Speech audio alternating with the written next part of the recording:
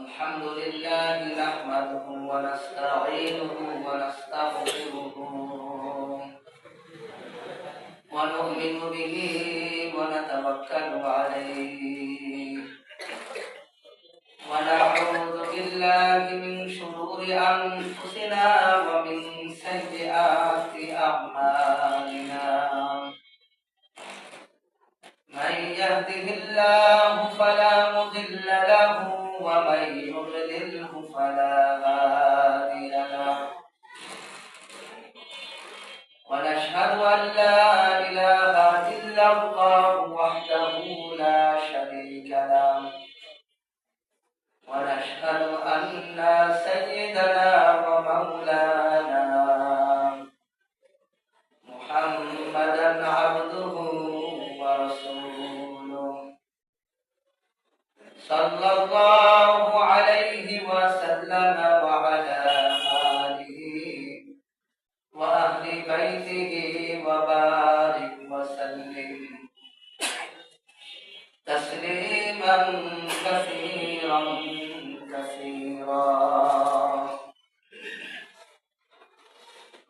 أما بعد فأعوذ بالله من الشيطان الرجيم بسم الله الرحمن الرحيم وكذلك جعلنا لكل نبي عدو من المجرمين وكفى بربك هاديا ونصيرا صدق الله العظيم وقال النبي صلى الله عليه وسلم إذا كان ليلة النصف من شعبان فقوموا ليلها وصوموا نهارها فإن الله تعالى ينزل فيها لغروب الشمس إلى السماء الدنيا فيقول ألا من مستغفر فأغفر له ألا من مسترزق فأرزق له ألا من مبتلى فأعافيه فيه ألا كذا حتى يطلع الفجر أو كما قال النبي صلى الله عليه وسلم وقال تعالى في شان حبيبي إن الله وملائكته يصلون على النبي يا أيها الذين آمنوا صلوا عليه وسلموا تسليما اللهم صل على محمد وعلى آل محمد كما صليت على إبراهيم وعلى آل إبراهيم إنك حميد مجيد اللهم بارك على محمد وعلى آل محمد كما باركت على إبراهيم وعلى آل إبراهيم إنك حميد مجيد आप सुल्तान मदीना मोहम्मद मुहय्यी सकीना नूर से मानूर सीना मिश्क से बेहतर पसीना लाए जो ईमान तुम पर क्यों न दे वो जार तुम पर मेहरबान रहमान तुम पर खल्क सब कुर्बान तुम पर अल्लाहुम्मा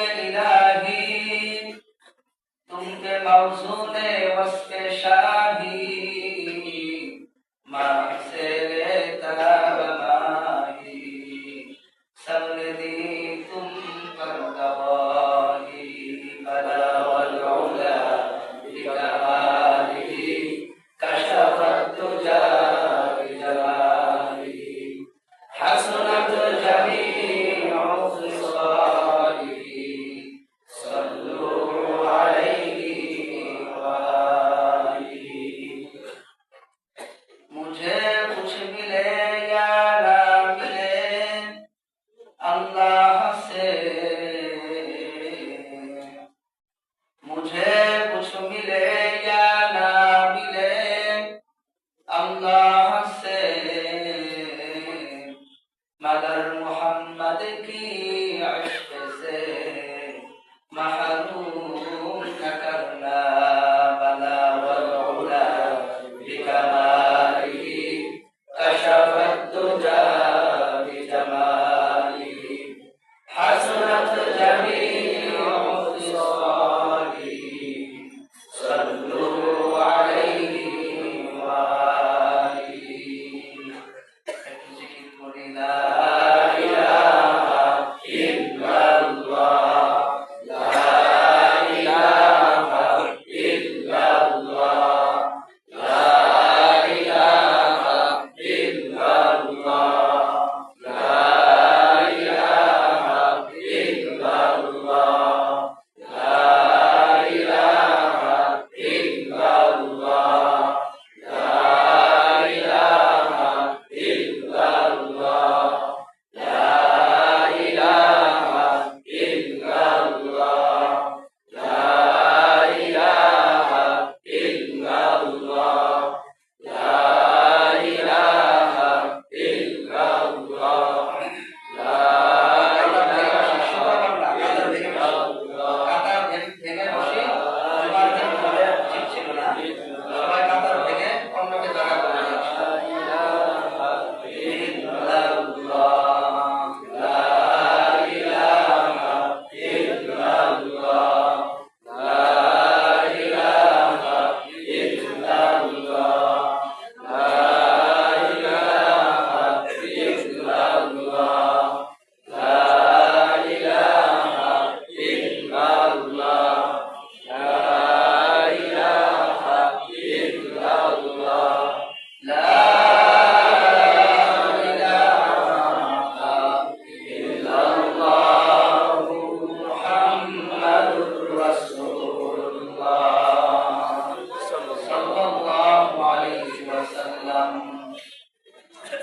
মহিয়ান গরিয়ান সর্বশক্তিমান বিশ্ব রব্বুল আলামিন আমাদেরকে পবিত্র লাইলাতুল বারাতে তার ঘরে উপস্থিত হওয়ার তৌফিক দান করেছেন।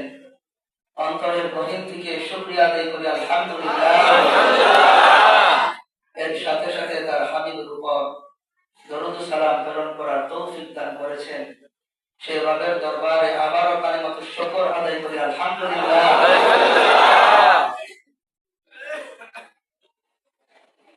পবিত্র লাইলাতুল বারাত মুক্তির রাত, আমরা বাংলাতে বলি বা ফার্সিতে বলি শবে বরাত।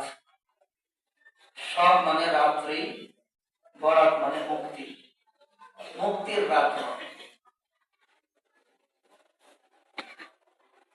যে হাদিস খানা আপনাদের সামনে আমি পাঠ করেছি, এই হাদিসের মধ্যে আল্লাহ রাসূল সাল্লাল্লাহু আলাইহি ওয়াসাল্লাম উম্মতের মুক্তির জন্য সুসংবাদ দিয়েছেন যে উম্মত আল্লাহ রাব্বুল আলামিন উনি তার দয়া, তার মায়া, তার রহমত সুউচ্চ প্রসারিত, তার চাইতে মহান, তার চাইতে উচ্চ, তার চাইতে বেশি দয়াকারী, দান করনেওয়ালা, এত মহান দাতা আর কেউ নাই।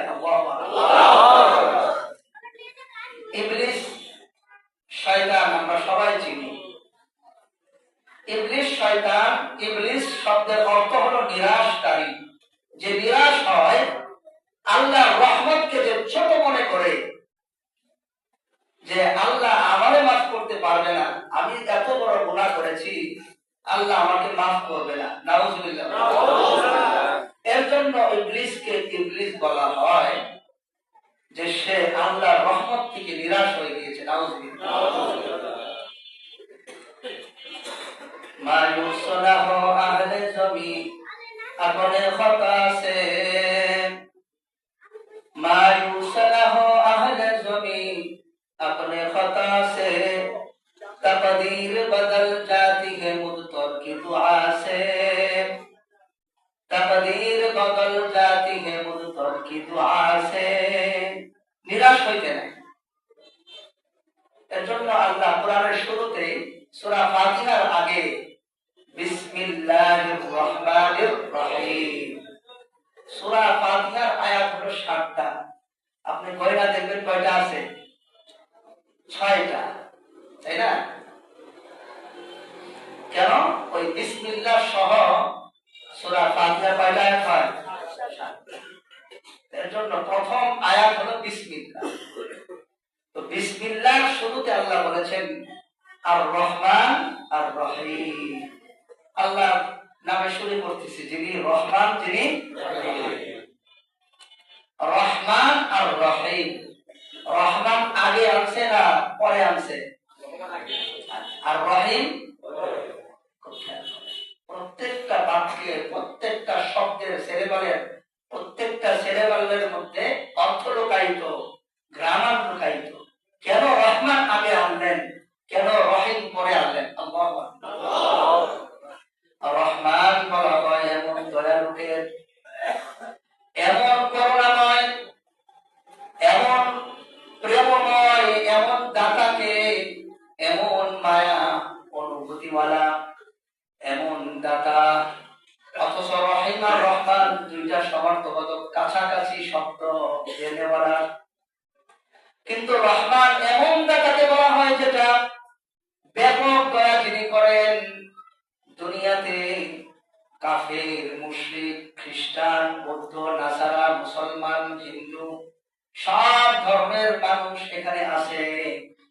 যে ব্যক্তি আল্লাহকে বিশ্বাস করে না, আল্লাহকে গালি দেয়, নাউজুবিল্লাহ, যে তাকে বানাইলো, মহান স্রষ্টা যিনি আমাকে বানাইলো, মায়ের পেটের মধ্যে আকৃতি দান করলো, সেই রব তাকে অস্বীকার করে, তাকে গালি পর্যন্ত দেয়। কিছুক্ষণ আগে গালি দিলেও ওই মুহূর্তের মধ্যেও তার জন্য রিজিক ফেরেশতারা এনে দেয়। প্রত্যেক মানুষের সাথে ভাত খাওয়ার রিজিক ওয়ালা ফেরেশতা আছে, পানি খাওয়ার রিজিক ওয়ালা ফেরেশতা আছে। তার মুখের মধ্যে একটা সোলামুন পরিমাণ দানাও যদি যায়, একজন ফেরেশতার মাধ্যমে যায়। সুবহানাল্লাহ।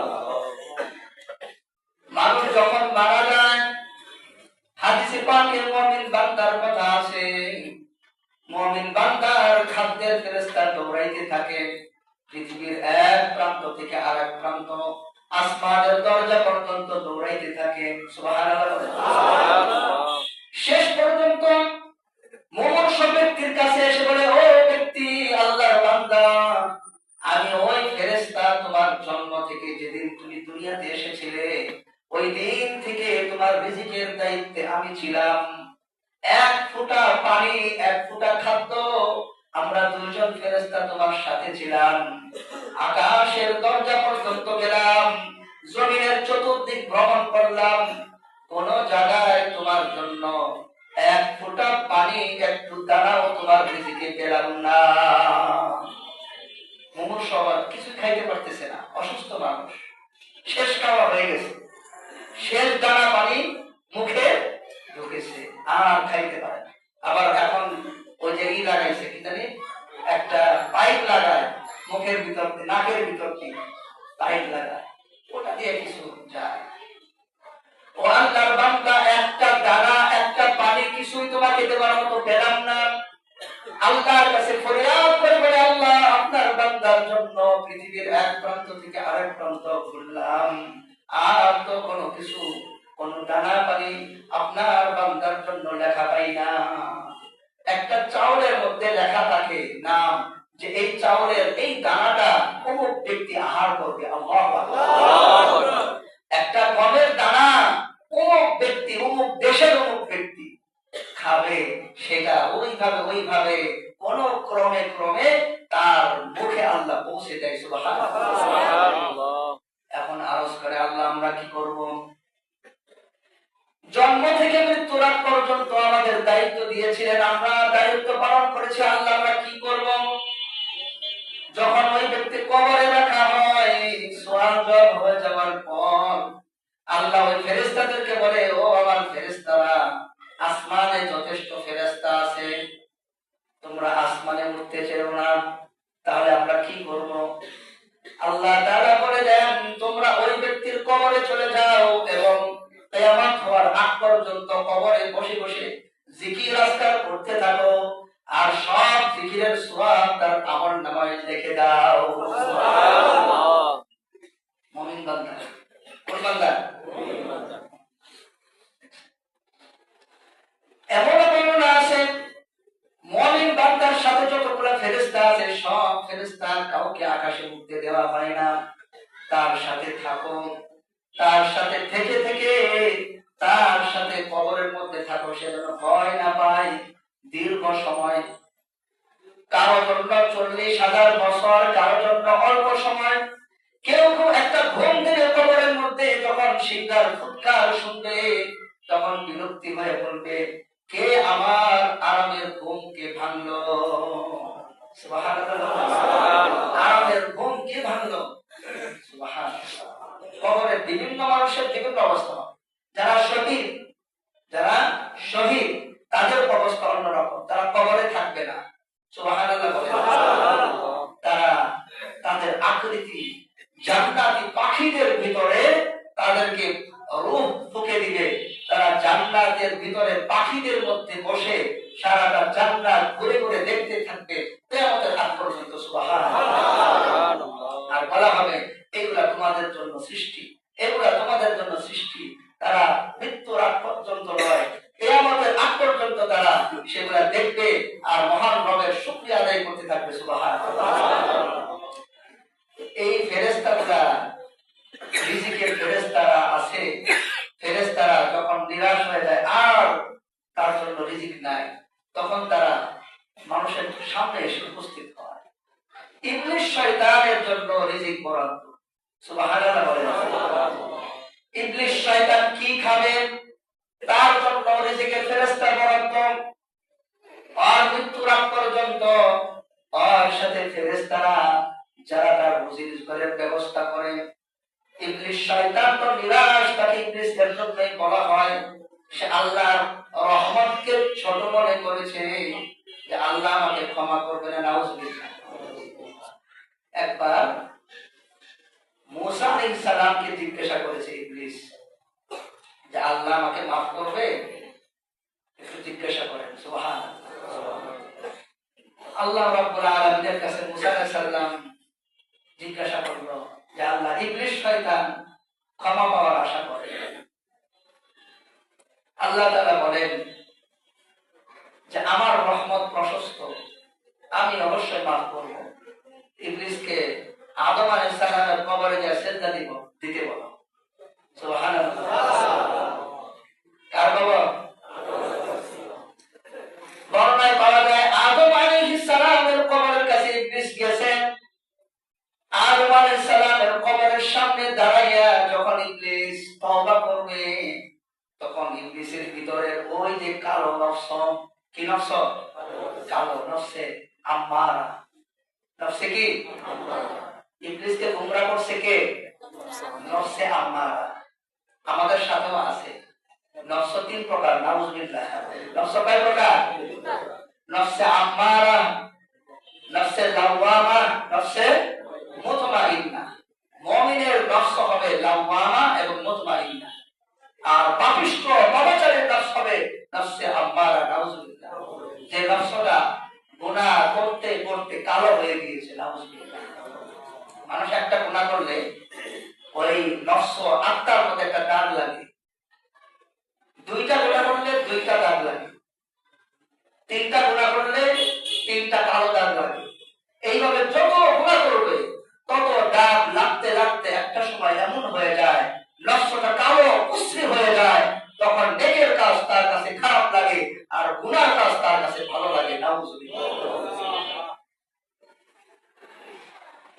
ইবলিস শয়তান কবরের সামনে দাঁড়ায়া যখনই তওবা করবে তার নফসে আম্মারা কুমন্ত্রণা দিল, তুই তো আগুনের তৈরি, আগুনের তৈরি ফেরেশতা, তুই কোথায় ছিলি? তোর মর্যাদা কত বড় ছিল, কত মর্যাদা ছিল, যে আদমের কারণে আজকে তুই অপমানিত লাঞ্ছিত, সেই আদমকে আজকে কিভাবে সেজদা দিবি?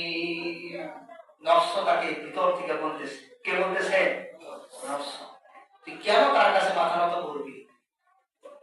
তার অহংকার জেগে উঠল, তার অহংকার তাকে ঢেকে ফেললো, সে ওখান থেকে ফিরে আসলো,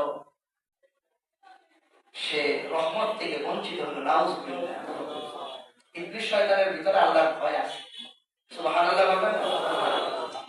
সূরা হাশরের মধ্যে আল্লাহ বলেছেন কামাতালিশ শাইতান, শয়তানের দৃষ্টান্ত।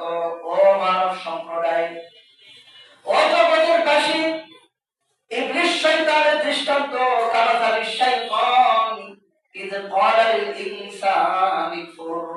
সে মানুষকে বলে তুই শিরক কর, মানুষকে বলে আল্লাহর নির্দেশকে অমান্য কর। কে বলে? ইয ক্বালা লিল ইনসানি কুফর, মানুষকে সে বলে কুফরি কর। ফালাম্মা কাফারা, মানুষ যখন কুফরি করে বসে তখন ইবলিস শয়তান ওই মানুষকে বলে ইন্নী বারিউম মিনকা ইন্নী আখাফুল্লাহ রাব্বাল আলামিন। যখন মানুষ কুফরি করে তখন ইবলিস বলে আমি তোমার থেকে পৃথক, আলাদা, আমি তোমার সাথে নাই, তুমি কুফরি করছো। ইন্নী বারিউম মিনকা, আমি তোমার থেকে আলাদা, পৃথক, কারণ তুমি কুফরি করেছো, মহা অপরাধ করেছো, আমি তোমার থেকে মুক্ত। ইন্নী আখাফুল্লাহ, আমি আল্লাহকে ভয় করি, রব্বাল আলামিন, যিনি বিশ্ব জগতের প্রতিপালক। আল্লাহু আকবার বলেন। ইবলিস শয়তান কয় যে আমি বিশ্ব জগতের পালনকর্তা আল্লাহকে কি করি? তুমি কুফরি করছো। পড়াইছে কে? এইগুলো আল্লাহ বলেন ও মানুষেরা দৃষ্টান্ত শোনো, ইবলিস কিন্তু এরকম, ইবলিস জাহান্নামে যাবে, সে তোমাদেরকে নিয়ে যাবে।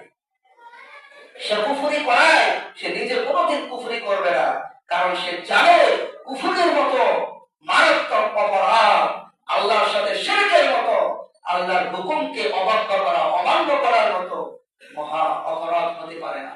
এর জন্য সে এটা করে না, কিন্তু সে এটা করতেছে। নাউজুবিল্লাহ।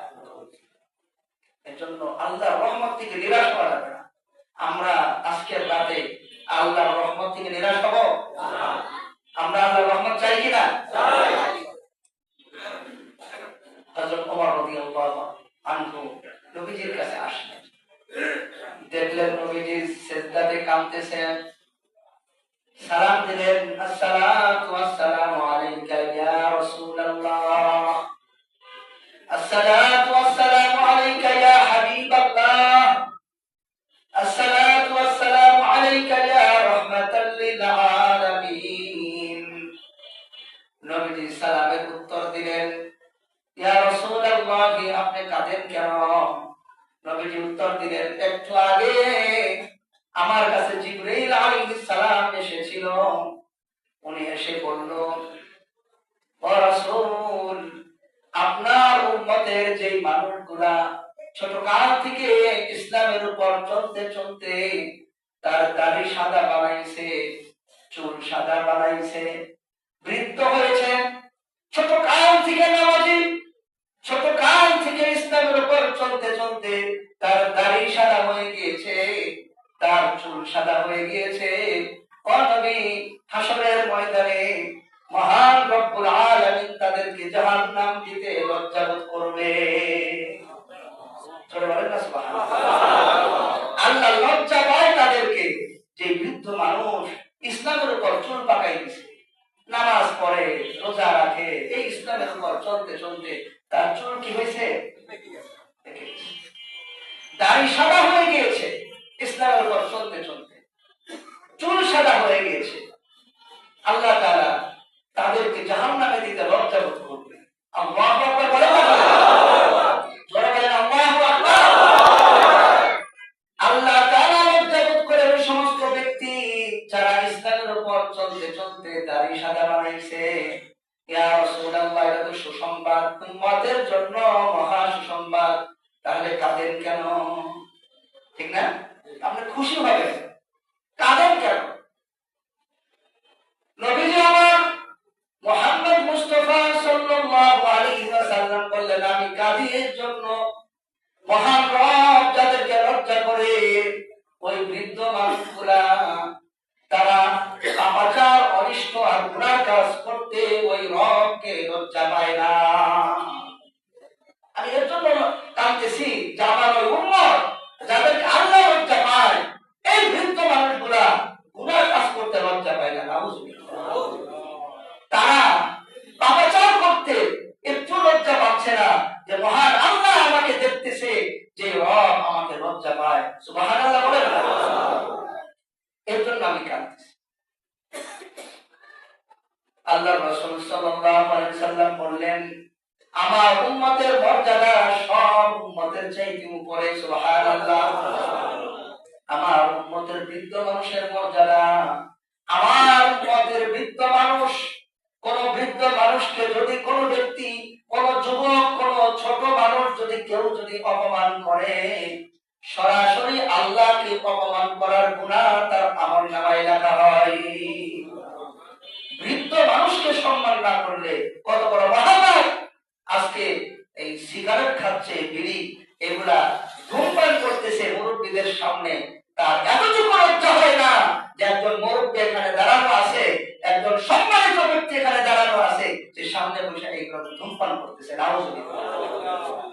ওটা কি বিদেশ থেকে আসছে না এই দেশের সন্তান?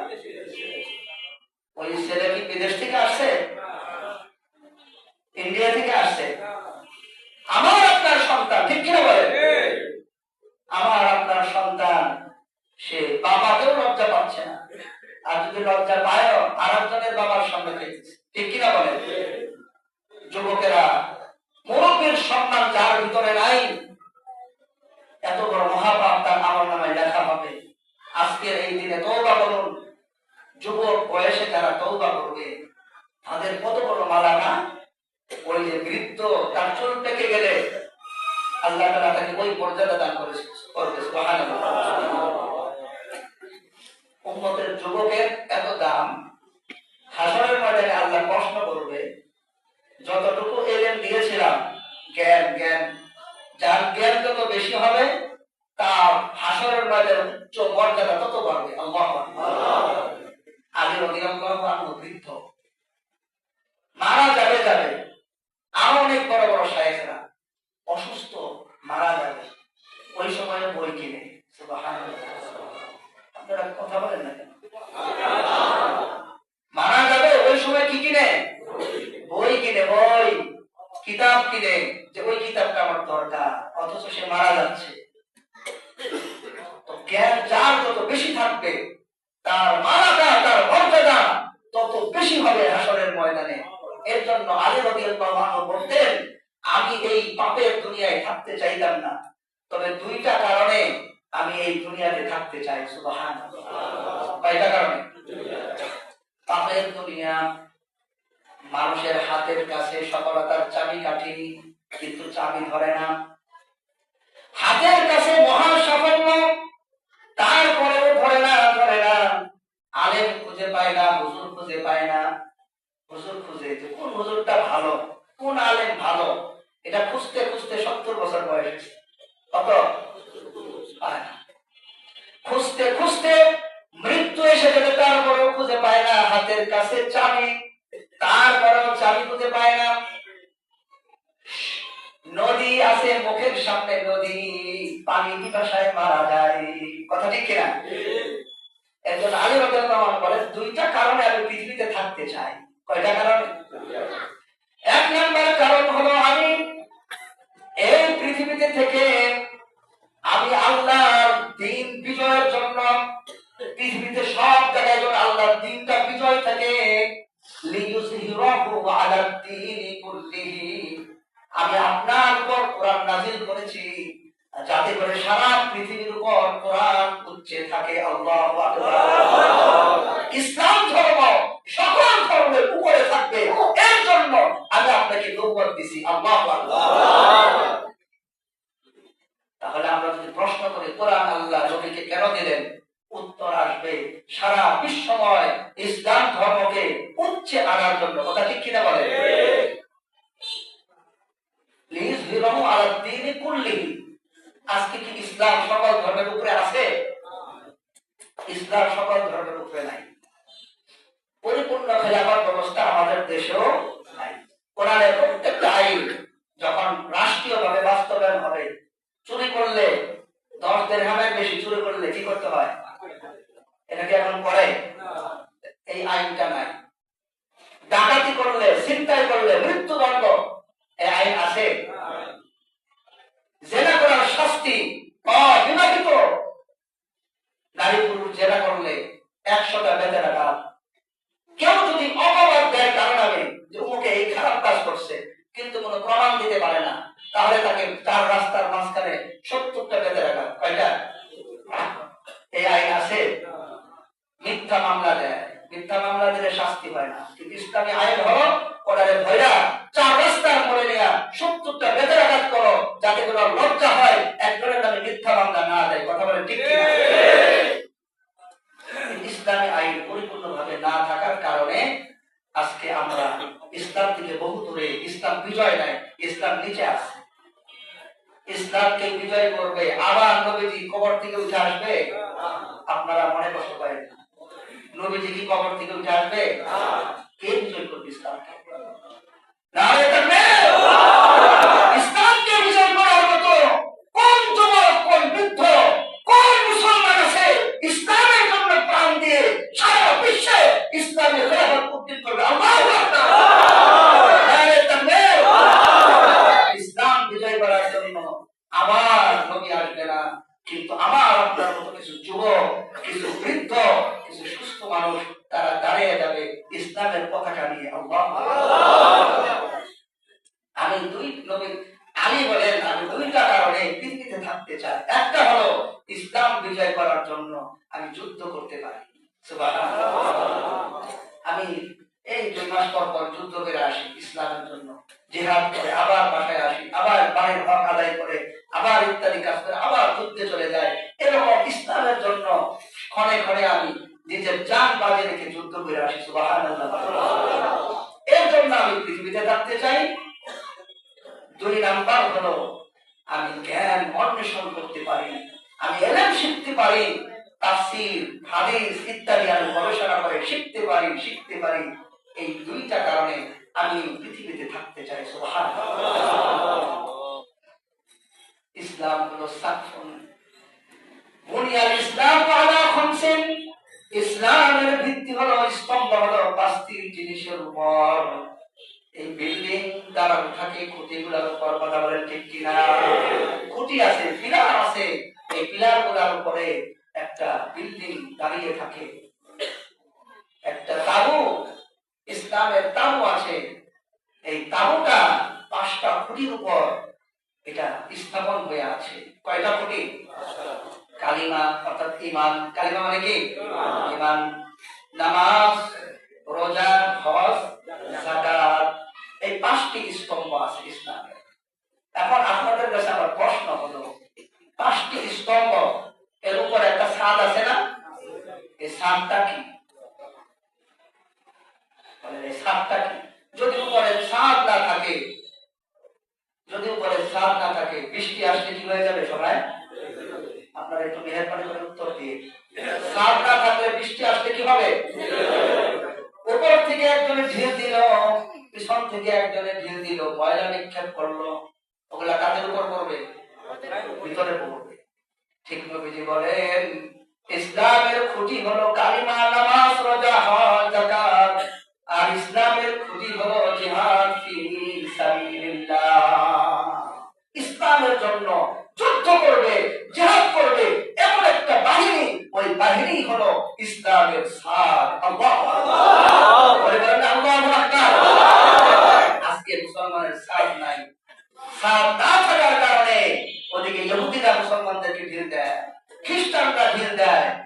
ছেলে পুত্র যারা আছে, যে কেউ কোনো মানুষ আজকে ইসলামের উপর আঘাত করতে পারে না। 90% মুসলমানের দেশেও ইসলামের বিরুদ্ধে কথা বলে না।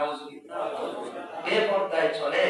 আপনি যদি বলেন ও মা তুমি বেপরদায় চলো না, তুমি বেপরদায় চলো না, দেখবেন আপনাকে আরো উল্টা কথা বলবো যে তুমি চাও যাতে করে আমি নির্বাচনে হেরে যাই, নির্বাচনের কথা বলি। আপনি পর্দার কথা বললেন কিন্তু আপনাকে মনে করলো যে নির্বাচনের কথা। এইভাবে এক দল আর এক দলকে ভুল বুঝে বুঝে ক্ষমতার লোভেই মানুষ ধ্বংস হয়। কিন্তু যারা ইসলামের পক্ষে থাকবে, ইসলামের জন্য যারা কাজ করবে, তারা কোনোদিন হারবে না, কোথাও তাদের ভয় নাই। কথা বলে ঠিক কিনা? মুমিন বান্দার ভয় নাই। মুমিন বান্দা যেখানেই থাকে, যদি দুনিয়াতে কোনো মুমিন বান্দা একজন রিকশা চালক হয়, দরিদ্র হয়, গরিব হয়, তাহলেও সে সফল। যদি মুমিন বান্দা রাজা বাদশা হয়, তাহলেও কি কথা বলেন না কি? মুমিন বান্দার কোনো লাভ লস নাই। হাসরের ময়দানে একদল মানুষকে আল্লাহ তাআলা পর্দার আড়াল করবেন, অর্থাৎ হাসরের ময়দানের কোটি কোটি লক্ষ কোটি বিলিয়ন কোটি মানুষ বুঝতেও পারবে না কি হচ্ছে পর্দার নিচে। হাদিসে পাকে আছে পর্দার নিচে ন্যাংরা ওতর অতি দরিদ্রদেরকে একত্রিত করবে। আল্লাহ বলবেন কি ব্যাপার তাদের? ওই সব ন্যাংরা ওতর মুমিন যারা, সবাই না, পাপিষ্ঠরা না, যারা মুমিন ছিল ওই ন্যাংরা ওতর মুমিন বান্দা যারা যারা অসুস্থ ছিল, মানসিক রোগী ছিল, পাগল ছিল, একত্রিত করবেন যে কি ব্যাপার তাদের? যে আল্লাহ আমাদেরকে তো আপনি কিছুই দেন নাই। হাসরের ময়দানে তাদের বলবে যে আল্লাহ আমরা ছিলাম বিশ্ব অসহায়, দৈনিক দিন আনে দিনেই আমরা চলতাম। আল্লাহ বলবে শোন, তোরা অসহায়ত্ব ভাবেও অসহায় হয়েও তোরা আমার ইবাদত বন্দেগী করতি, যদিও তারা দরিদ্র ছিলি। তাদের অন্তরের ব্যথা কেউ না জানতো, আমি তো জানি। শুন, এই হাসরের ময়দানে আমি কঠিন বিচার করব। আজকে মানুষের সবচেয়ে বড় আশা কি? যে তাদেরকে মাফ করে দেওয়া। এই তো আজকে তাদেরকে আমি কোনো হিসাব না নিয়া অন্যদের 500 বছর আগে তাদেরকে আমি জান্নাত দিয়ে দিলাম। ওদেরকে ওই দিন ধনীরা চিন্তা করবে যে দরিদ্র হলে তো ভালো নিতাম, আজকে হিসাব হইতো না। সুবহানাল্লাহ। একজন আল্লাহ কিন্তু বিচার, ইনসাফের বিচার আল্লাহ। আল্লাহ কিন্তু এই একজনকে দরিদ্র আর একজনে ধনী বানাইলো, এর বিনিময়ে কিছু হবে না তা কিন্তু নাই, অবশ্যই বিনিময় আছে। এর জন্য মুমিন যদি দরিদ্র হয় তাহলেও সফল হবে, মুমিন বান্দা যদি ধনী হয় তাহলেও সফল হবে।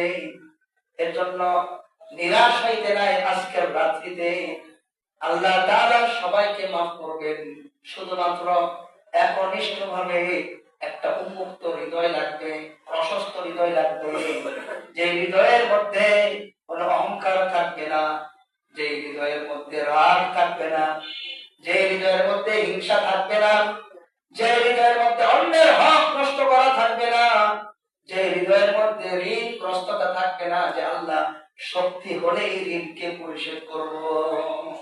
তার বাহানা করা নিষেধ, যে আসে টাকা তারপরেও কালকে আসে পরশু আসে, ঘোরানো আছে না এরকম?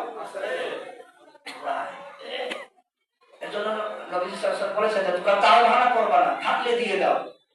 কারণ জানাজার আগে নবীজি একটা কথা বলতেন যে এই জানাজা যে ব্যক্তি কি কোনো ঋণ আছে, যদি বলতো আছে, তাহলে নবীজি বলতেন এই জানাজা আমি পড়াবো না, তোমরা পড়াও।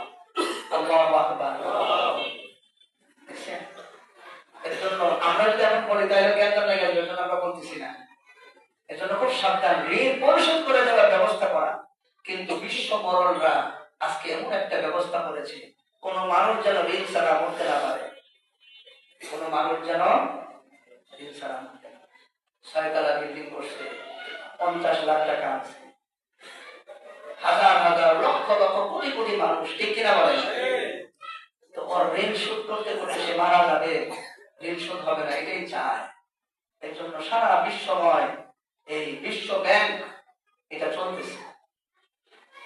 স্রোতের বিপরীতে কথা বললে একটু কষ্ট হবে এর জন্য, তবে সঠিক কথা বলবো না ইনশাআল্লাহ। আস্তে আস্তে বলেছেন হক কথা বলবে তো ইনশাআল্লাহ। হক কথা বললে আল্লাহ আমার পক্ষে আছে। কে আছে? কোন মানুষ আমার দরকার নাই। কে আছে? আর কিছু মানুষ আবু বকর, ওমর, ওসমান তারা তো আছেই। নবীজির সাথে আবু বকর থাকতো না? ওই ধরনের কিছু মানুষ কিয়ামত পর্যন্ত আলেমদের সাথে থাকবে। আল্লাহু আকবার। তারা তাদের জীবন দিয়ে আবু বকর, ওসমানের মতো তাদের তাদের তাদের কাজ করে যাবে। তারা সাহায্য করবে, নবীর সাথে যেরকম সাহায্য করেছিল তারাও থাকবে। সুবহানাল্লাহ। এর জন্য নিরাশ হইতে নাই। এই রাত্রিতে পরিষ্কার একটা হৃদয় লাগবে। সেটা কি? এই যে অহংকার মুক্ত, হিংসা মুক্ত। দেখেন, স্বামীর স্ত্রীর উপর হক আছে, স্ত্রীর স্বামীর উপর কি আছে? সন্তানের বাবার উপর হক আছে, আবার বাবারও সন্তানের উপর কি আছে? এক সন্তানকে বেশি আদর করে আর এক সন্তানকে কম আদর করা, এটা কি করা হলো? হক নষ্ট করা। খুব খেয়াল করেন। এখন এই কিয়ামতের আলামত তো, এখন আগে সন্তান মা বাবার কষ্ট দেয়, এখন যদি মা বাবা সন্তানকে কষ্ট দেয়। নাউজুবিল্লাহ। স্বামী স্ত্রীকে কষ্ট দেয়, আবার স্ত্রীও স্বামীকে কি দেয়? কিয়ামতের আগে সবই ঘটবে। এর জন্য আমরা খেয়াল করব যে আমার সন্তানের আমার হক আছে। সন্তানের সবচেয়ে বড় হক কি? আল্লাহর পরিচয় দিয়ে দেওয়া। কি কার পরিচয়? আপনার সন্তানকে আপনি আল্লাহকে চিনাই দিবেন। কি চিনাবেন? সন্তান জন্মগ্রহণ করে একটু হাঁটতে না হাঁটতেই গান পায় মুখ দিয়ে, গান বলে 10-12টা গান মুখস্থ, কিন্তু 2টা সূরা মুখস্থ হয় না। আপনারা মনে কষ্ট পাইতেছেন? আমার আপনার সন্তানকে আল্লাহর পরিচয় দিয়ে দেওয়া। যদি আমি আমার সন্তানকে আল্লাহর পরিচয়টা দিয়ে দিতে পারি, এরপর অন্যান্য দায়িত্ব বুঝে নিবেন সহজ। দুনিয়া এমন ভাবে বানাইছে, সেদিন এক ব্যক্তি বলতেছে, হুজুর আমার ছোট ছেলেটা খুব বোকা শোকা, তেমন কিছু বুঝতো না, কিন্তু এখন কর্মক্ষেত্রে দেখি আমার ওই ছেলেটাই সবচেয়ে বেশি সফল। দুনিয়ার দিক দিয়ে আর কি, মানে বোকা, কিন্তু এই ছেলেটাই এখন সবচেয়ে বেশি টাকা পয়সা কামাইতেছে, বাবার মুখ উজ্জ্বল করতেছে। এরকম হয় না? এটা আল্লাহর দান। কারণ চোরের বুদ্ধি বেশি না সাধারণ মানুষের বুদ্ধি বেশি? একটু কথা বলেন। চোরের বুদ্ধি বেশি না নাকি ভুল বললাম? চোরের বুদ্ধি বেশি, এর জন্য টাকা পয়সা পায় না। ঠিক কিনা? ওর বুদ্ধি বেশি, ও টাকা পয়সা পায় না। আর কত হামলা মানুষ, কত বুদ্ধিহীন মানুষ কোটি কোটি টাকার মালিক। কথা বলে সাইনটাও করতে পারে না, অশিক্ষিত। আল্লাহ কোটি কোটি টাকার মালিক বানাইছে। ঠিক কিনা বলে? এটা আল্লাহর নিজাম। এর জন্য নিরাশ হবেন না। আপনার মাধ্যমে আল্লাহ কি করবে এটা আল্লাহ জানে। আবু বকর মুসলমান হয়েছে কত বছর বয়সে? বলেন? প্রায় 30-এর উপরে। নবীজি সাল্লাল্লাহু আলাইহি সাল্লাম নবুয়ত পেয়েছে কত বছর বয়সে? 40 বছর বয়সে। আলী রাদিয়াল্লাহু আনহু 12 বছর বয়সে মুসলমান হয়েছে। সুবহানাল্লাহ।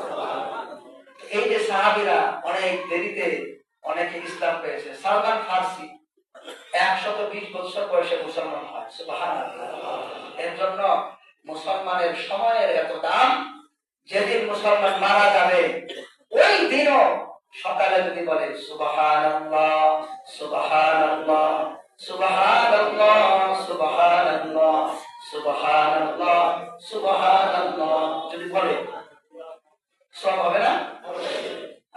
কি সওয়াব! জান্নাতে একটা বিরাট ফলের গাছ হবে, যে ফলের গাছের মধ্যে ফল ধরবে, জান্নাতে সেই ফল সে খাবে, তার জান্নাতকে ওই গাছ দিয়ে সাজানো হবে। যত হাজার হাজার বার বললে জান্নাতে হাজার হাজারটি গাছ হবে, আর সেই গাছের ফল ভোগ করবে। একটি গাছ এত বড় হবে, একটা ঘোড়া 500 বছর দৌড়াইলেও সেই গাছের ছায়া অতিক্রম করতে পারবে না। আল্লাহ! এজন্য হাতের কাছেই চাবি, আপনার দুইটা জবানে, এখানেই আপনার চাবি, উন্নতের চাবি আপনার মুখের মধ্যে। শুধু আলহামদুলিল্লাহ, আলহামদুলিল্লাহ, আলহামদুলিল্লাহ। সবচেয়ে বড় দোয়া একটা মানুষের সফল হওয়ার জন্য কোন দোয়া করলে মানুষ সবচেয়ে সফল হবে? শুধু বলবেন আলহামদুলিল্লাহ। কি বলবেন? হৃদয়টা পরিষ্কার করে আলহামদুলিল্লাহ, আলহামদুলিল্লাহ, আলহামদুলিল্লাহ, আলহামদুলিল্লাহ। ইবাদতের রাত্রি যত বলবেন সওয়াব। আলহামদুলিল্লাহ, আলহামদুলিল্লাহ, আলহামদুলিল্লাহ, আলহামদুলিল্লাহ।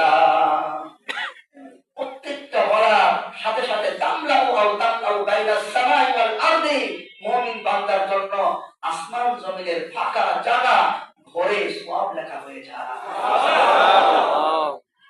সওয়াব একদিকে হয়, আবার আরেকদিকে কাটে, ঠিক না? মানুষের আয় আছে, সাথে কি আছে? ব্যয় আছে। আপনারা কথা বুঝতেছেন তো ইনশাআল্লাহ? আয় এবং ব্যয় কে দিয়েছে? আল্লাহ। জোরে বলেন না, কে দিয়েছে? ও মানুষ, বিবেক বুদ্ধি আল্লাহ দিয়েছেন, আয় দিয়েছেন, ব্যয় দিয়েছেন।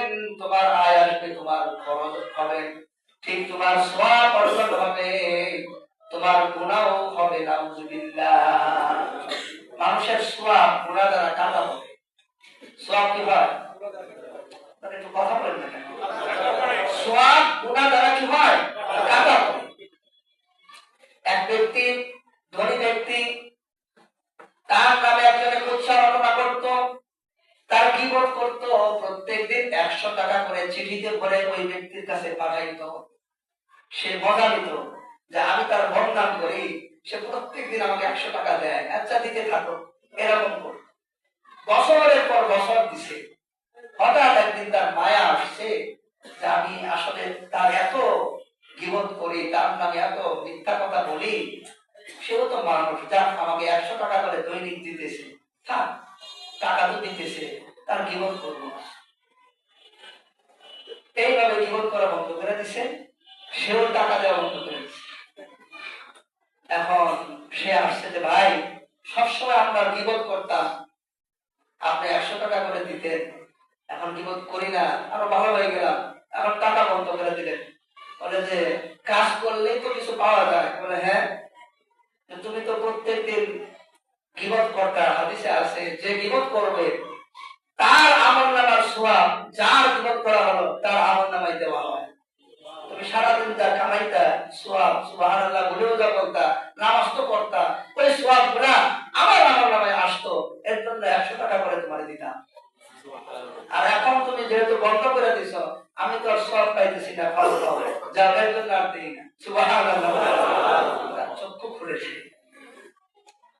আল্লাহ তাআলা বলেন উদউনি আস্তাজিব লাকুম, ও বান্দারা আমার কাছে চাও, আমি তোমাদেরকে দান করব। দেখেন, নবীজির কাছে জিজ্ঞাসা করতো সাহাবীরা, মহিলারা, ইয়াসআলুনাকা আনিল মাহিদ, মহিলাদের মাসিক সম্পর্কে বলেন, মাসিকের সময় কি করবে বলেন, এটা মানুষেরা জিজ্ঞাসা করত। ইয়াসআলুনাকা আনিল আনফাল, যুদ্ধরত সম্পদ কি করা হবে বলেন, যুদ্ধরত সম্পদ কি করা হবে বলেন, জিজ্ঞাসা করত। ইয়াসআলুনাকা আন যিল করনাইন, যুলকারনাইন সম্পর্কে বলেন। এরকম যতবার মানুষ নবীজিকে জিজ্ঞাসা করত আল্লাহর বিভিন্ন বিষয় সম্পর্কে, ইসলামের বিধিবিধান সম্পর্কে, তখনই আল্লাহ কোরআনে উত্তর দিয়েছেন কুল দ্বারা, ইয়াসআলুনাকা আনিল মাহিদ কুল হুয়া আযান ফাআতাযিলুন নিসা ফিল মাহিদ। যখন মহিলাদের মাসিক হবে তখন তোমরা তাদের নিকটে যাবে না, অর্থাৎ একসাথে থাকতে পারো কিন্তু বিশেষ মুহূর্তে তোমরা যেতে পারবে না। সুবহানাল্লাহ। ইয়াসআলুনাকা আনিল আনফাল, যুদ্ধরত সম্পর্কে জিজ্ঞাসা করেন। কুলিল আনফাল লিল্লাহি ওয়ার রাসূল, বলো যুদ্ধরত সম্পদ আল্লাহ এবং আল্লাহর রাসূলের। প্রত্যেক জায়গায় কুল, আল্লাহ বলছেন কুল, বলে দেন। ও নবী, আপনারা জিজ্ঞাসা করে আপনি বলে দেন। সুবহানাল্লাহ বলেন। যুলকারনাইন সম্পর্কে জিজ্ঞাসা করে, তাহলে বলে দেন, আমি বর্ণনা করতেছি। সুবহানাল্লাহ। এইভাবে প্রত্যেক জায়গায় কুল দ্বারা নবীকে দ্বারা আল্লাহ বলাইছে। কিন্তু যখন আল্লাহ সম্পর্কে জিজ্ঞাসা করা হলো তখন আল্লাহ বলতেছেন নবী আপনি বলে দেন, আর এটা বলা লাগবে না, কারণ আমি তো আমার বান্দা ইন্নী করিম ওয়া ইদা সাআলাকা ইবাদি আন্নী ফাইন্নী করিম। ও বান্দা আমি তো তোর সবচেয়ে কাছে, নবীর বলা লাগবে না, আমি নিজেই বলে দেই। আল্লাহু আকবার। উদউনি আস্তাজিব লাকুম ওয়া ইদা সাআলাকা ইবাদি, যখন বান্দা আমার কথা জিজ্ঞাসা করে, আমার কথা যখন বান্দা জিজ্ঞাসা করে তখন বান্দা জানো ইবাদি আন্নী ফাইন্নী করিম। তোমার সাহা রগের চাইতেও, তোমার ঘাড়ের রগের চাইতেও রক্ত সঞ্চালন করে এমন রগের চাইতেও আরো বেশি নিকটে আমি স্বয়ং রব্বুল আলামিন উপস্থিত আছি। আল্লাহু আকবার। তুমি কোথায় খোঁজো? আল্লাহকে পাওয়ার জন্য তপস্যা করতেছ, আল্লাহকে পাওয়ার জন্য তুমি সমুদ্রে ভ্রমণ করতেছ, কোথায় খোঁজো তুমি? তোমার রক্ত তোমার সাথে আছে। আল্লাহু আকবার। কোথায় খোঁজো? ধর্ম খুঁজে পাও না? জন্মগ্রহণ করেছে ইসলামের বাহিরে, কিন্তু সে মুসলমান, মৃত্যুর আগে আবার সে মুসলমান হয়ে যাবে। কথা বলে ঠিক কিনা? তবু হিন্দু মুসলমান হয়, ঠিক না? নাম পরিবর্তন হয়, যেখানে থাকুক মুসলমান একত্রিত হয়ে যাবে মৃত্যুর আগে। ও হিন্দুর ঘরে হলেও, বৌদ্ধের ঘরে থাকলেও, খ্রিস্টানের ঘরে থাকলেও, ইহুদের ঘরে থাকলেও, নাসারার ঘরে থাকলেও সে মৃত্যুর আগে দলে এসে যাবে। কোন দলে? কথা বলে না, কোন দলে? মুসলমানের দলে। আর কিছু বেঈমান নাস্তিক মুরতাদ মুসলমানের ঘরে জন্মগ্রহণ করার পরেও তার ঈমান চলে যাবে ইহুদি খ্রিস্টানের কাতারে। কথা বলেন ঠিক কিনা? কথা বলেন না ঠিক কিনা? এর জন্য জোর করে ইসলাম নেওয়া যাবে না, জোর করে ধর্ম নিতে পারবে না। ধর্ম তো আল্লাহ পাকের পক্ষ থেকে এমন দান, এমন সম্পদ, এই পৃথিবীকে কোটি কোটি বার বিক্রি করলেও ইমানের মতো মূল্যবান দৌলত হবে না, ঠিক না? ইমানের চাইতে মূল্যবান দৌলত হবে না। এখন আগে আজকে রাত্রে আমরা ক্ষমা পাওয়ার জন্য আমাদের ইমানকে আজকে আমরা পরিষ্কার করে নেই। বলেন লা ইলাহা ইল্লাল্লাহ ওয়াহদাহু লা শারীকা লাহু লাহুল মুলকু ওয়া লাহুল হামদু ওয়া হুয়া আলা কুল্লি শাইইন কাদির। এই আল্লাহ ছাড়া কোনো ইবাদতের উপযুক্ত উপাস্য নাই, তার জন্য এই রাজত্ব। এই রাজত্ব কার? এই জমিন কার? এই বিশ্ব পৃথিবী কার? আল্লাহর রাজত্ব চলবে কার? আল্লাহর রাজত্ব চলবে। আইন চলবে কার? মানুষের বানানো আইন চলতেছে, আল্লাহ তাআলা এই আইন পরিবর্তন করে দিয়ে আল্লাহর আইন বাস্তবায়ন করে দেন। বলেন আমিন। এটার জন্য আমরা মুসলমান হিসেবে চাই না ইনশাআল্লাহ? আল্লাহর আইন চাই না ইনশাআল্লাহ? এটা মুখে বলি কিন্তু অন্তরে নাই, নাকি? হবে হবে। বলেন আল্লাহু আকবার। এখন থেকে আমার নিয়ত পরিষ্কার। কখন থেকে? এই কালকে থেকে? এখন থেকে পরিষ্কার ঈমান। আমার আপনার কোনো দল সাপোর্ট নাই, যার যার মতো যে দল ইচ্ছা সেটা করো, ঠিক আছে? ঠিক আছে না ইনশাআল্লাহ? যার যে দল ইচ্ছা করো। আমরা তো মসজিদে, এখানে কোনো দল আমাদের নাই। মসজিদে হলো আমরা কোরআন হাদিসের কথা বলবো, এখানে কারণে লাগলো বা লাগলো না এটা দেখার কোনো প্রয়োজন নাই, ঠিক আছে না ইনশাআল্লাহ? এখানে আমরা রাজনৈতিক মুক্ত, ওই গানটা রাজনীতি আর কি, অপরাজনীতি। আসল রাজনীতি তো এটাই, ঠিক না? আসল রাজনীতি তো এটাই। আর অপরাজনীতি আর ধ্বংসাত্মক রাজনীতি, পাপের রাজনীতি আমরা করি না। এর জন্যই আর কি তো মানুষ, শিশু বাচ্চারাও এখন যদি করে রাজনীতি করেন তাহলে কোন দল করেন, ঠিক না? রাজনীতি তো মানে ওইটা না যে দল করা লাগবে। রাজনীতি হলো ওটাই যে আপনি হককে বিজয় করার জন্য আপনার যতটুকু কৌশল আছে ততটুকু কৌশল আপনি ব্যবহার করবেন, ঠিক না ইনশাআল্লাহ? পারবেন ইনশাআল্লাহ? ইনশাআল্লাহ। আজকে থেকে ঈমান পরিষ্কার। এই রাজত্বের মালিক কে? আল্লাহ। এরপর আসে আমাদের নবীর কথা, যে আল্লাহ তুমি যেখানে তপস্যা করো, আল্লাহর হুকুম মানো, নিজের মন মতো হবে না।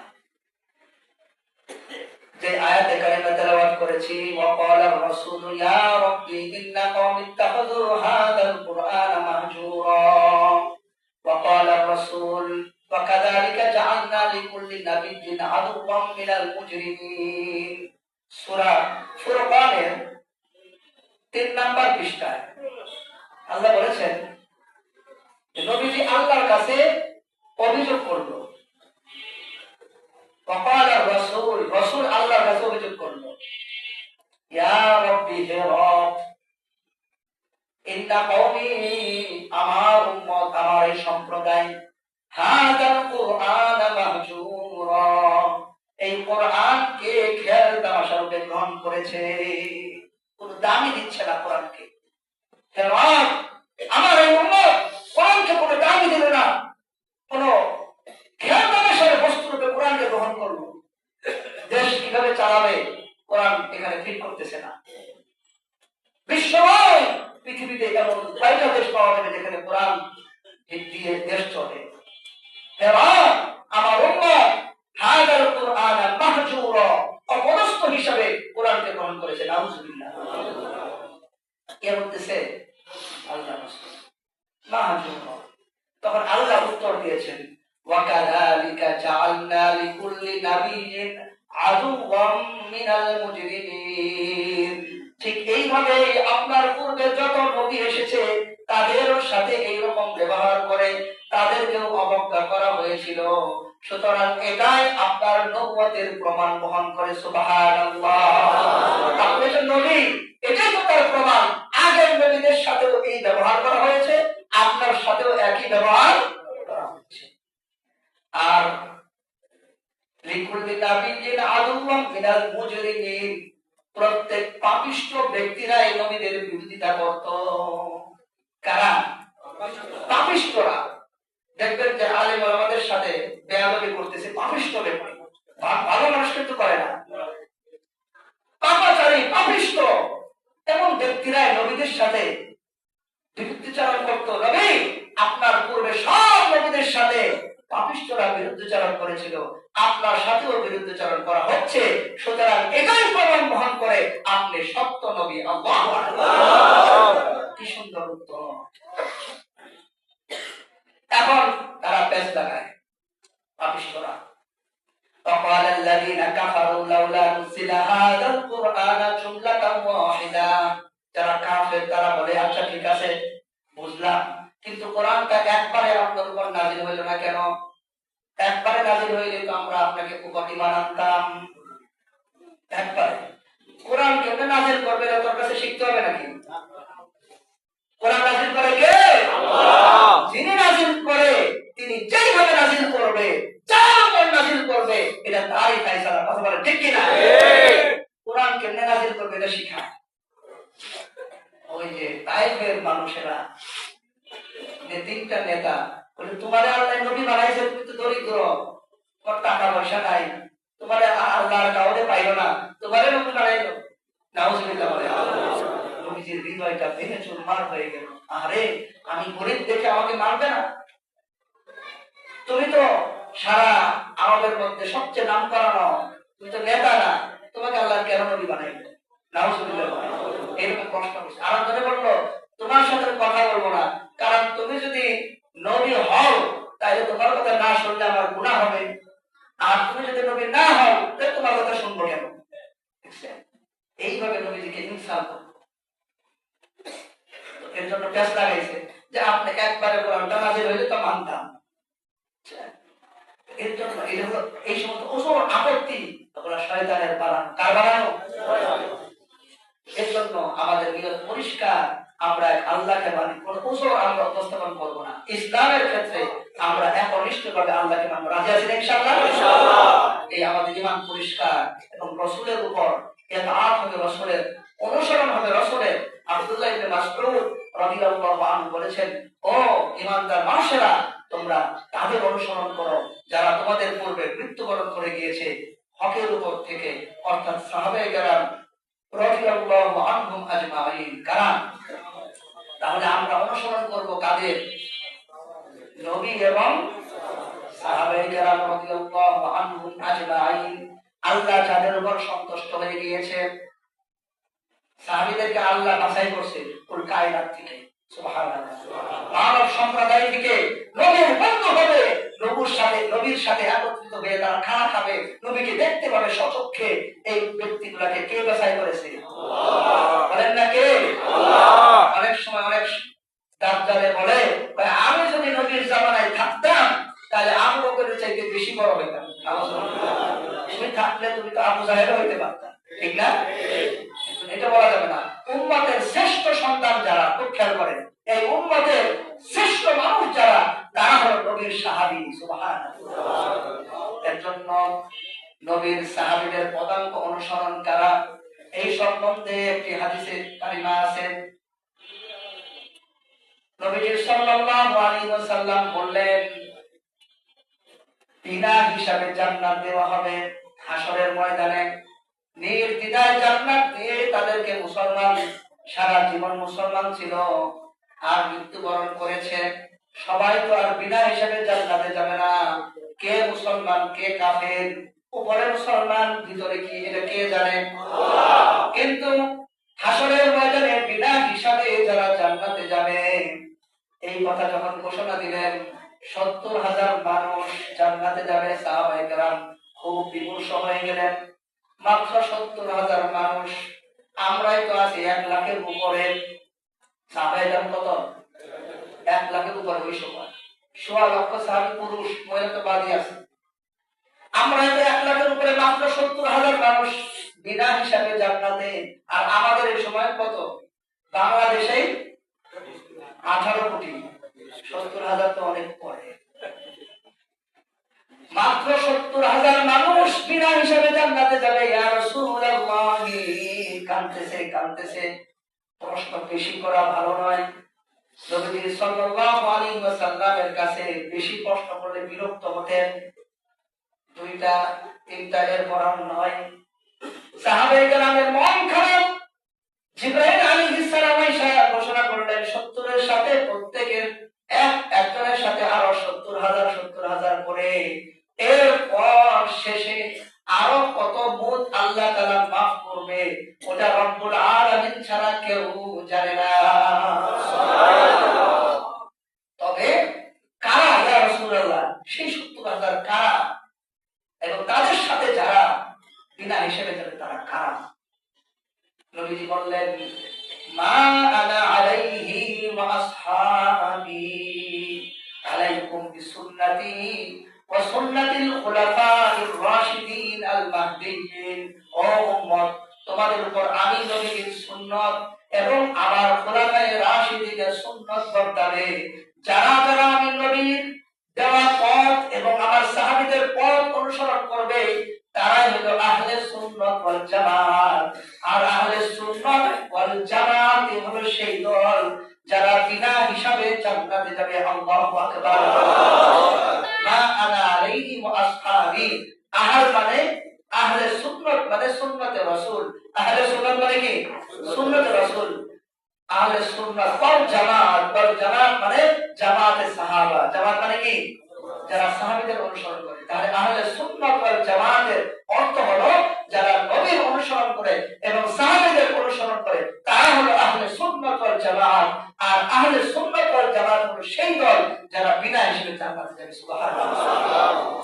তাহলে নবীর অনুসরণ যারা করে তারা হলো, এবং যারা সাহাবীদের অনুসরণ করে, সাহাবীদের আমলে কি কি আমল ছিল এটা আমরা জানতে হবে।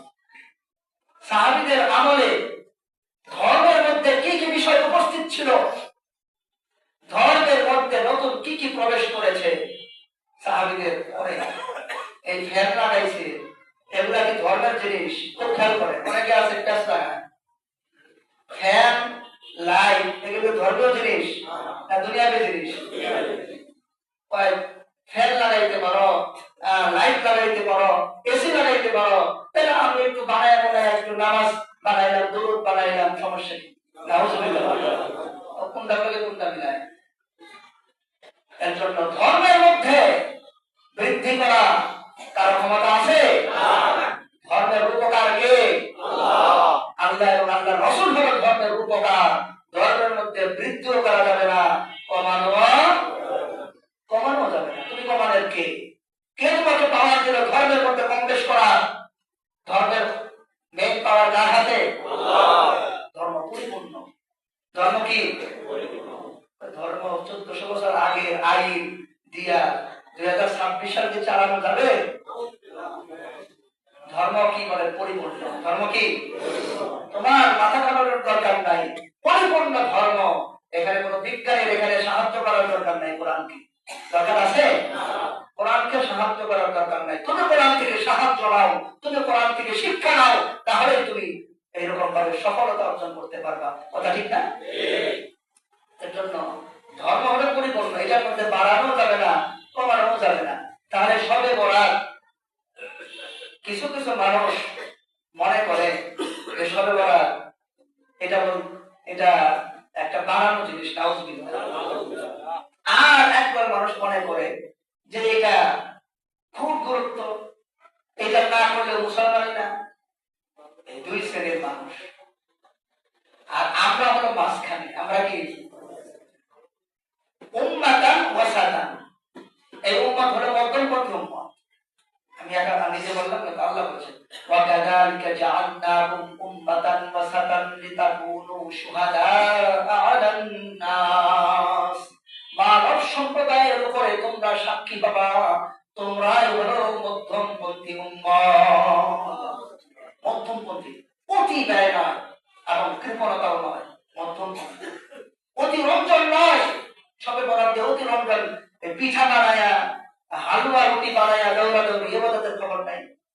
সবে বরাত আসলে এটা করতে হবে, ওটা করতে হবে, অতি রঞ্জন নয়। আবার অলস্যতা এখানে নয়। সবে বরাতের মতো গুরুত্বপূর্ণ রাত্রি আসার পরেও ওর নামাজে জামাতে হাজির হয় না, ও ইবাদতে মশগুল হয় না। নাউজুবিল্লাহ। এটা ব্যক্তিগত ইবাদত মসজিদেই করতে হবে, এরকম ঘরেই করতে হবে, নির্দিষ্ট না। ঠিক না? এই দিন ইবাদত করলে সওয়াব আছে না? সবাই কথা বলেন না, কত সওয়াব, গুরুত্বপূর্ণ। আমাদের আয়েশা রাদিয়াল্লাহু আনহা নবীজি সাল্লাল্লাহু আলাইহি ওয়াসাল্লাম সম্পর্কে বলেন, দাখালা আলাইয়া রাসূলুল্লাহ সাল্লাল্লাহু আলাইহি ওয়াসাল্লাম। রাসূল সাল্লাল্লাহু আলাইহি ওয়াসাল্লাম প্রবেশ করলেন আমার ঘরে। কাপড় খুললেন, একসাথে শুইলেন, কিন্তু হঠাৎ করে উঠে গেলেন, আবার কাপড় পরিধান করে চলে গেলেন। আমার গায়ে রাতে লাগলো, আমার আত্মমর্যাদা বোধে লাগলো, এটা কেমন কথা? একসাথে থাকলেন, আবার কিছু না করে চলে গেলেন। মনে হয় কোন আরো তো স্ত্রী আছে, আমার চাইতে অন্য কোন সুন্দর বিবির কাছে গেছেন। নাউজুবিল্লাহ। ধারণা করলেন, মানুষ তো মানুষ না, এই ধারণা আসছে মনের মধ্যে, মনে হয় অন্য কোন স্ত্রী আরো সুন্দর ওইখানে গেছে। সাধারণত সতীনরা এরকম ধারণাই করে।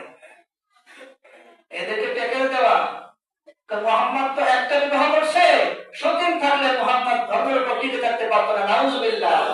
তাদের জন্য শিক্ষা, তুমি 3 টাকা 2 টাকা চালাইতে পারো না, মুহাম্মদ 13 টাকা চালাইছে, একটাও অভিযোগ করতে পারে না। আল্লাহু আকবার।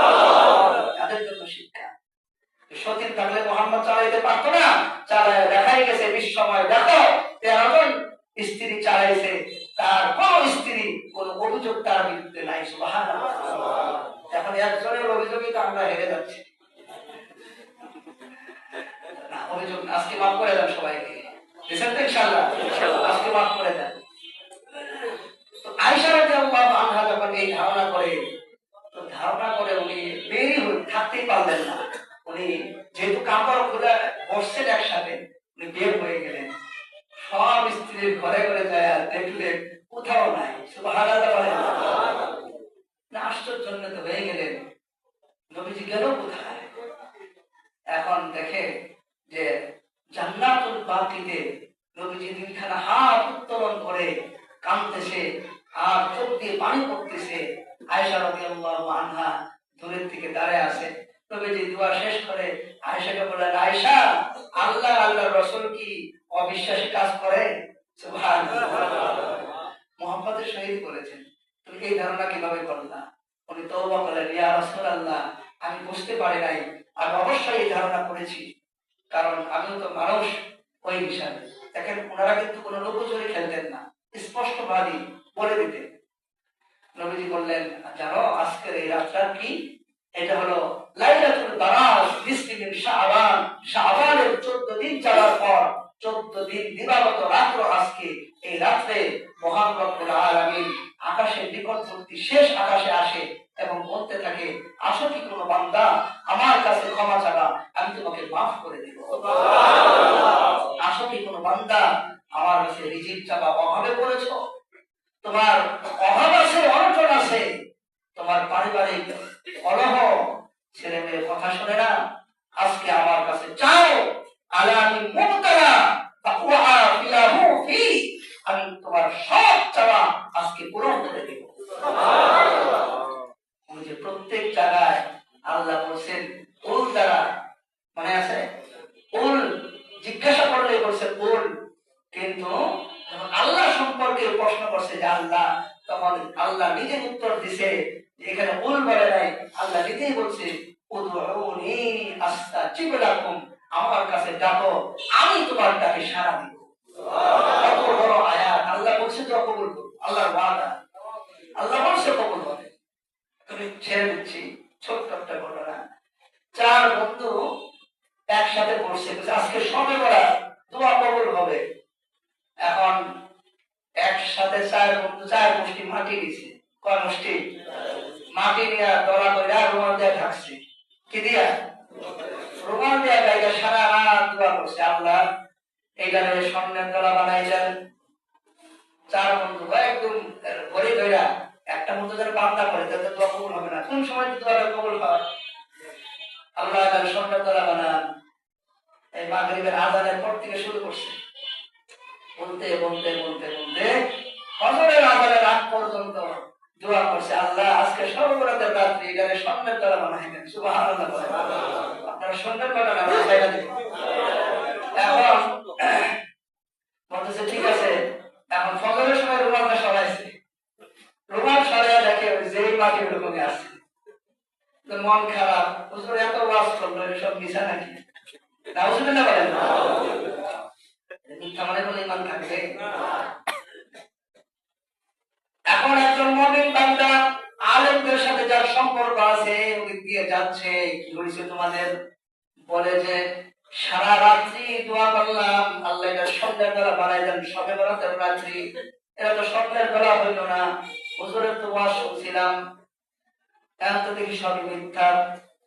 ওই ব্যক্তি তাদের ঈমান বাঁচানোর জন্য বলল, শোনো ভাই, তোমরা যে 4 বন্ধু দোয়া করলা, এই সবরাতের রাতে দেখবেন বিভিন্ন জায়গায় মারামারি হয়, যুবক ছেলেরা নামাজ পড়ে না, খালি মারামারি করতেছে, ঘোরাঘুরি করে, ঠিক না? এই এটা যদি স্বর্ণের গলা হয়ে যেত, তোমাদের দোয়া যদি আল্লাহ এখনই কবুল করে নিত, তাহলে 4 বন্ধু স্বর্ণ ভাগাভাগি নিয়ে মারামারি লাগতাম। এই মারামারিতে 2 জন মারা যাইতো, আর 2 জন হাসপাতালে ভর্তি থাকতাম। এই অদৃশ্যের জ্ঞান তো তোমার নাই, এর জন্য আল্লাহ এটাকে স্বর্ণের দ্বারা বানাই নাই। সুবহানাল্লাহ। এর জন্য হিকমত কার কাছে? আল্লাহ। এর জন্য না, কোন দোয়া কবুল হবে আর কোনটা হবে না, দুনিয়াতে কোনটা পাবো, এটা কে? আল্লাহ। আমার দায়িত্ব হলো চাওয়া। আমার দায়িত্ব কি? আল্লাহ। দিবে কে? আল্লাহ।